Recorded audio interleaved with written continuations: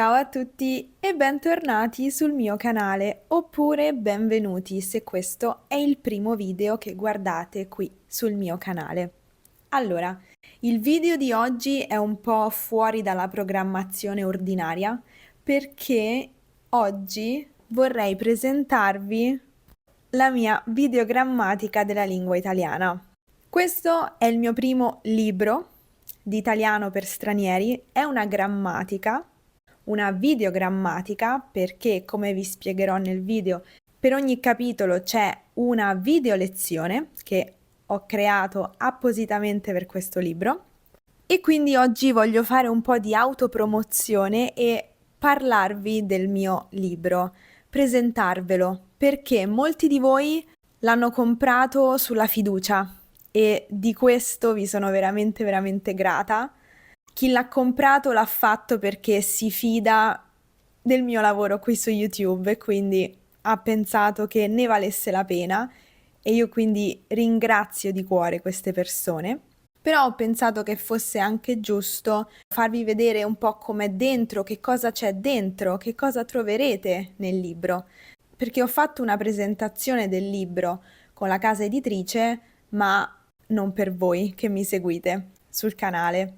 Quindi è giusto oggi fare questa presentazione, che la presentazione inizi. Allora, la prima cosa che vorrei farvi vedere è l'indice degli argomenti. Questi sono tutti gli argomenti che trovate trattati nel libro. Ci sono 40 capitoli. Partiamo dal nome e arriviamo fino al periodo ipotetico. Ci sono praticamente tutti quegli argomenti per partire da un livello A1 e arrivare ad un livello B1 solido. Come vedete, nella seconda colonna ci sono tutti gli argomenti più interessanti anche per studenti intermedi, un po' più avanzati. Abbiamo per esempio i pronomi relativi che e cui, la particella ci, la particella ne. Ho voluto fortemente il capitolo sui verbi pronominali.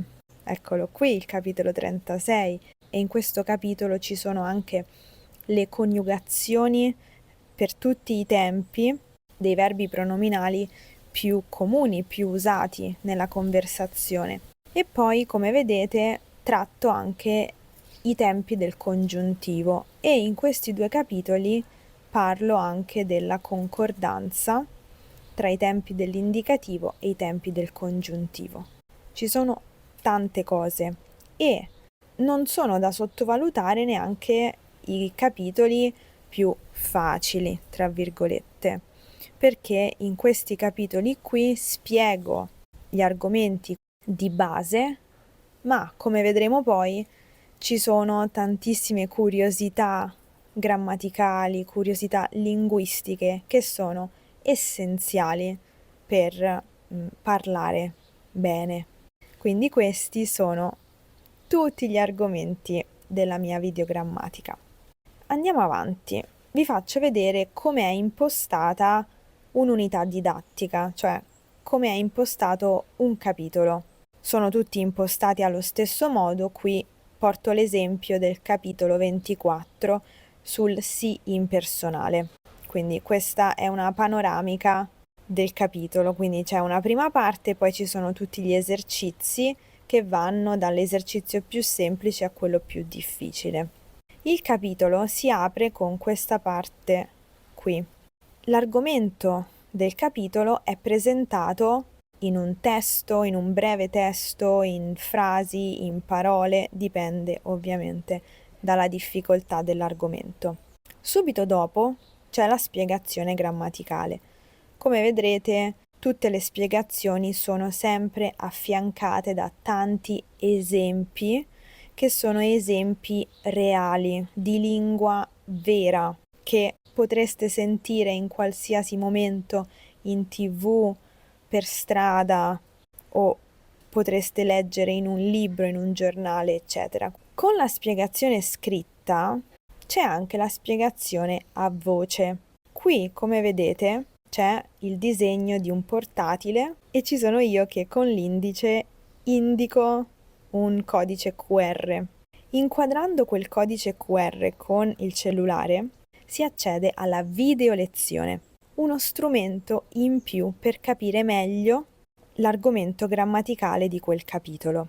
Nelle spiegazioni delle video lezioni non ripeto esattamente le stesse cose che sono scritte nel libro, ma spiego lo stesso argomento in modo un po' più divertente, leggero, informale, nel modo in cui siete abituati a vedermi qui su YouTube. Quindi le video lezioni sono accessibili direttamente dal libro oppure andando nella sezione di alma.tv dedicata ai miei contenuti, quindi vedete qui Italiano con Lucrezia e qui troverete tutti i 40 video se volete accedere dal computer e per accedere a questi video vi sarà chiesta una password che troverete nel libro. Allora, vediamo adesso alcuni punti che secondo me sono interessanti. Le spiegazioni grammaticali, i testi parlanti, cioè le tracce audio, e poi le curiosità linguistico-culturali. Le spiegazioni grammaticali sono differenziate in base all'argomento, quindi all'inizio ci sono spiegazioni con immagini per facilitare la comprensione. Poi man mano che si va avanti le immagini un po' diminuiscono per lasciare spazio a schemi e spiegazioni visive, come per esempio questa. Per capire gli avverbi di frequenza credo che sia molto utile usare le percentuali per far capire immediatamente ad un primo sguardo che si tratta di parole per esprimere la frequenza di un'azione. Stessa cosa, una spiegazione molto schematica e molto visiva dell'uso dell'imperfetto e del passato prossimo nella stessa frase. Per esempio, qui ho pensato che fosse molto chiaro e molto diretto spiegarlo come un filo su cui si appendono i panni, che rappresenta l'azione di sfondo all'imperfetto, e poi all'improvviso arriva la molletta che si attacca al filo e la molletta rappresenta l'azione finita nel passato al passato prossimo, che è un'azione che avviene all'improvviso, possiamo dire. Come vi dicevo prima, ci sono sempre gli esempi con tutte le spiegazioni. Passiamo ora alle tracce audio, che troviamo in due posizioni, o all'inizio di un capitolo, il testo o il dialogo che ho scritto per presentare l'argomento grammaticale è anche ascoltabile tramite traccia audio, oppure troviamo la traccia audio all'interno degli esercizi e questo può essere utile per verificare subito le risposte.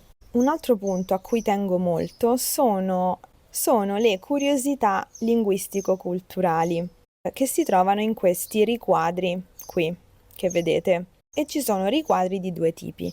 Quelli più culturali, come per esempio questo, nel dialogo si menziona il giallo e poi sottospiego che cos'è un giallo, quindi questo è un riquadro culturale. Questi sono altri esempi di curiosità linguistico-culturali che trovate all'interno del libro nel corso di tutti i capitoli, perché secondo me rappresentano innanzitutto delle informazioni utili da sapere, perché se volete imparare la lingua italiana volete anche conoscere la cultura, no? E quindi ci sono questi specchietti per appunto introdurre determinati argomenti o determinati usi della lingua agli studenti, cose che di solito non si trovano nei libri di grammatica.